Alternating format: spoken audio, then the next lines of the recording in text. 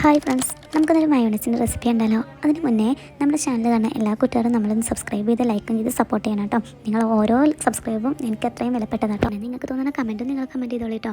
നമുക്ക് എന്തെങ്കിലുമൊക്കെ വായിച്ചിരിക്കാമല്ലോ. അപ്പോൾ നമുക്ക് വീഡിയോയിലിട്ട് കിടക്കാം കേട്ടോ. ആദ്യം ഞാൻ കുറച്ച് ഉപ്പിട്ടിട്ടുണ്ട്, അതിലേക്ക് കുറച്ച് സുർക്കയും പറഞ്ഞിട്ടുണ്ട്. പിന്നെ ആവശ്യത്തിന് വെളുത്തുള്ളി കേട്ടോ, ഒരു 2 ഇല്ലൊക്കെ മതി. എന്നിട്ട് അതിലേക്ക് ഞാൻ ഈ കിഴങ്ങ് കുഞ്ഞിതാക്കി അരിഞ്ഞിട്ട് പുഴുങ്ങിയെടുത്തത് കേട്ടോ. അതും കൂടി ഇടുക കേട്ടോ. അതിട്ടതിന് ശേഷം കുറച്ച് പാലൊഴിക്കുക. കാരണം എനിക്ക് മുട്ടല്ലാത്തത് കാരണം ഞാൻ എൻ്റേതായിട്ടുള്ള ഐഡിയക്ക് ഞാൻ ഉണ്ടാക്കിയ റെസിപ്പിയാണ്. എന്നിട്ട് പാലാണിത്. പാൽ പറഞ്ഞാൽ പാൽപ്പൊടി, നമ്മളെ നാട്ടിലൊക്കെ അങ്ങനെ സാധാരണ പാക്കറ്റ് പാൽപ്പൊടിയാലും കുഴപ്പമില്ല. ആ പാൽപ്പൊടി കുറച്ച് വെള്ളത്തിൽ കലക്കിയിട്ട് അതും കൂടി ഇതിലേക്ക് പാല് അതിന് നന്നായിട്ട് അടിച്ചെടുക്കുക കേട്ടോ.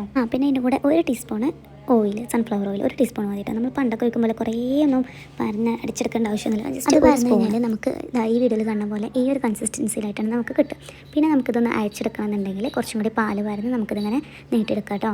അപ്പോൾ അത്രയുള്ള നമ്മൾ മയോണൈസിൻ്റെ റെസിപ്പി നിങ്ങൾക്ക് ഇഷ്ടമാണെങ്കിൽ നിങ്ങളെ അഭിപ്രായങ്ങൾ കമൻറ്റ് ചെയ്യുക, അതേപോലെ ലൈക്ക് ചെയ്യുക, സപ്പോർട്ട് ചെയ്യുക. എല്ലാ കൂട്ടുകാർക്കും അടുത്തൊരു വീഡിയോ ആയിട്ട് വരുന്നവരെ ബൈ.